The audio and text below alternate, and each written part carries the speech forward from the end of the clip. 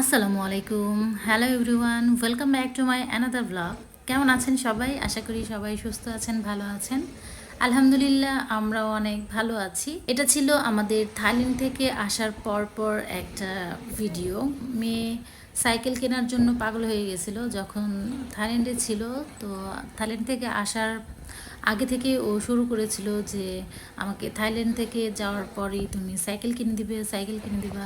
মাথা নষ্ট করে ফেলছে। তাই বাংলাদেশে আসার পর বা আমাদের বাসায় আসার পরেই আমরা বেরিয়ে পড়েছি। এই তো সাইকেল দেখছি।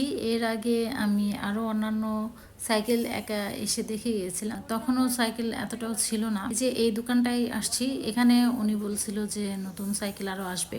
দুর্ভাগ্যবশত আসলে সাইকেলটা আসে নাই, যেটা আমরা সিলেক্ট করেছিলাম, যেটা পছন্দ করেছিলাম। তো এখান থেকে আর সাইকেলটা নেওয়া হয় নাই, অন্য একটা দোকান থেকে নিয়ে নিয়েছি।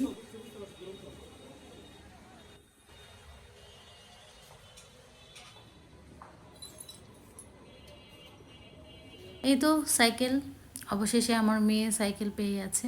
এই কালারের মধ্যেই নেবে, কারণ ওই পাশে দেখতে পাচ্ছেন সেম সেম কালার। ওর ফ্রেন্ড যারা আছে সব ফ্রেন্ডেরই একই রকম সাইকেল, তাই ও এই কালারই নেবে। এর জন্য এই কালারই নেওয়া হয়েছে। এটা হচ্ছে মেঘনা কোম্পানি। তো মেঘনাটাই নিলাম। দুরন্ত আসলে আমাদের ফ্ল্যাটের নিচে আরো বাচ্চারা নিয়েছিল, তবে এটা দুরন্তটা মানে একটু সমস্যা দেখা দেয়। আমি আর ওইটা নিলাম না, যেহেতু আরো অন্যান্য বাচ্চারা চালাচ্ছে সাইকেল। অনেকেই মেঘনা নিয়েছে, আমাকে বলতেছে আন্টি মেঘনা নিয়েন, ওইটা ভালো না, ওইটা নষ্ট হয়ে গেছে, এই সেই। এর জন্য নিলাম। আসলে সাইকেল তো আর সারা জীবনের জন্য না। মেয়ের বায়না ধরেছে একা একা স্কুলে যাবে সাইকেল নিয়ে, এর জন্য অনেক দিনের ইচ্ছা, সেই ইচ্ছাটাই পূরণ করে দিলাম।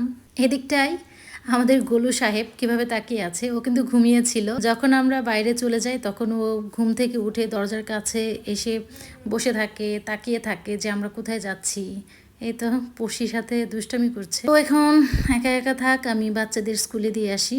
তো আজকে যাবে মেয়ে সাইকেল করে, তাই চোখে মুখে অনেক খুশির ছাপ ভাসছে। নিচে এসে পড়েছি, অনেক সাইকেল দেখতেই পাচ্ছেন। একটা সাইকেল পড়ে আছে, এই সাইকেলটা ওর এক ফ্রেন্ডরা সবাই মিলে ওরা নিচে সাইকেল চালায়, সাইকেল দিয়ে খেলা করে।